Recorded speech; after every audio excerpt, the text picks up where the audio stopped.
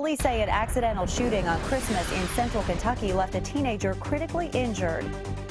Now that Christmas is over and all the presents are opened, we have a safety alert on how to get rid of boxes and packaging. And a World War II veteran is given a very special Christmas surprise.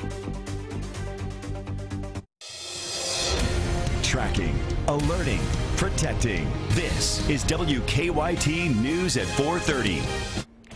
We are tracking a breaking news alert right now in southern Kentucky. Good afternoon to you. Police in Pulaski County are on the scene of a deadly accident. This crash happened on Kentucky 914 at the intersection of Highway 80 West. Kentucky State Police tell us they are helping with the investigation because a commercial vehicle was involved. That intersection is shut down right now. We have a crew at the scene gathering more information, and we will bring you the very latest as soon as we receive it. Also, we'll update WKYT.com as well.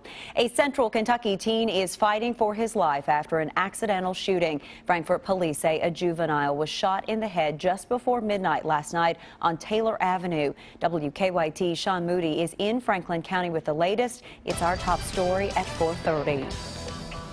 Frankfort police say the shooting happened at a Christmas gathering. They believe it was an accident. Frankfort police say the shooting happened shortly before midnight Thursday night. They say people were gathered at the Taylor Avenue home for Christmas. Everybody was there, I'm told, celebrating Christmas there at the end of Christmas night, and that's when this terrible, tragic accident occurred.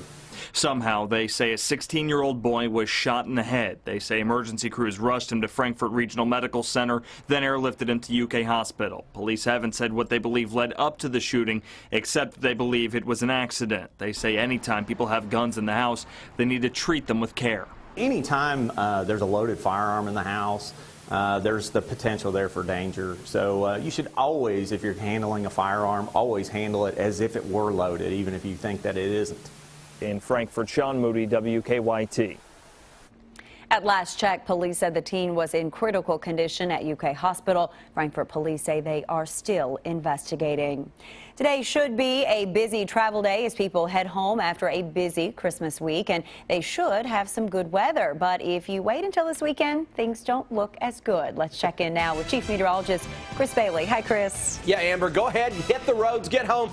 Actually, go ahead and prolong your stay as long as you want. You're just going to have to deal with some rain, though, as we go into later Saturday and Sunday as we head back from being over the river and through the woods. Temperatures today much warmer than what we had Christmas Day, by roughly 10, 11 degrees warmer than at this same point yesterday afternoon. Now, what does that tell us? That tells us it's a mild Friday across the Bluegrass State, into the low 50s as of now. 52 seems to be popular for Lexington, Mount Sterling, Moorhead, hello, Richmond, and Danville checking in with 52 degrees as well. Live First Alert Defender, nothing is out there, nothing going on, not expecting a whole lot over the next roughly 18 to 20 hours. 24 hours from now, we're likely to see some showers beginning to push on in. Now, clouds are already out there to our west and southwest. We're ahead of a big area of low pressure, a couple of big areas of low pressure along a cold front that is slowly making its way toward the area, so we're getting in on the mild stuff. Arctic air finally showing up not only across Canada, but across the United States in the coming days, and that rolls our way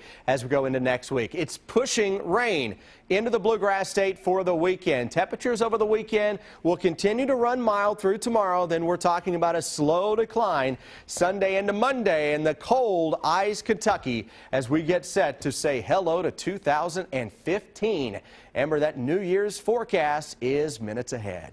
All right, we'll check in with you then. Thank you, Chris. Law enforcement agencies across the Commonwealth are on alert this week. This time of year, they often increase patrols around neighborhoods and shopping centers. And for families out returning gifts or even trying to get rid of big boxes and bags, deputies are asking you to follow a few suggestions to stay safe. WKYT's Kristen Kennedy talked with the Franklin County Sheriff today.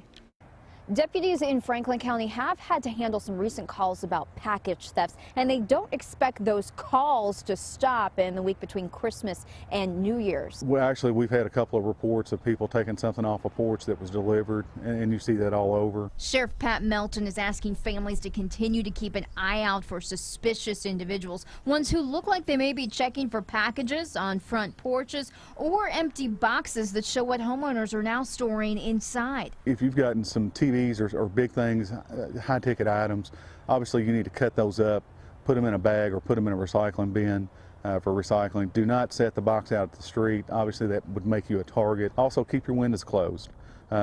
Keep your blinds shut. If you've got a lot of gifts under the tree and the tree's there by the window, make sure it's shut so people can't walk by and look in if they act like their cars broke down or something else like that. Sheriff Melton says his deputies will continue to patrol neighborhoods into the new year. In Franklin County, Kristen Kennedy, WKYT. Franklin County deputies are also checking for impaired drivers between now and New Year's. They say they do increase patrols on holiday weekends. A Louisville man got a Christmas gift from his family that was nearly 70 years in the making. Theo Keith explains in this story that's new at 4:30. On the day of infamy, I was 20 years old. Bud Kashawa never served on a World War II battlefield. He doesn't consider himself a hero.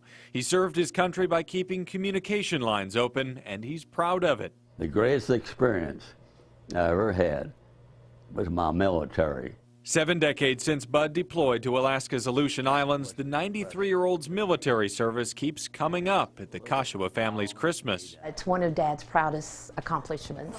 His 3 daughters have heard the war stories, and this year, says Karen, his oldest, they went looking for a story of their own. You know, at 93, there's not a lot that he needs or really wants. What Bud did not have was something he'd earned 68 years ago. At war's end, he was ready to leave his military accomplishments behind and come back to Louisville. He had a girlfriend back home that he was very much in love with, which happens to be our mom. So his daughters hatched a plan. I'm anxious to see how he's going to take it. I think he'll be thrilled. You've got 2 gifts to open up here. Great. Okay. Oh, yeah.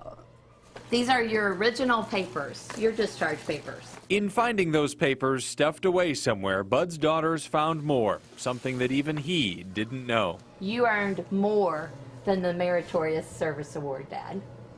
Those are all the medals and ribbons you earned while serving in World War II. I'll just let you take Congratulations. Thank you. Thank you. We all love you.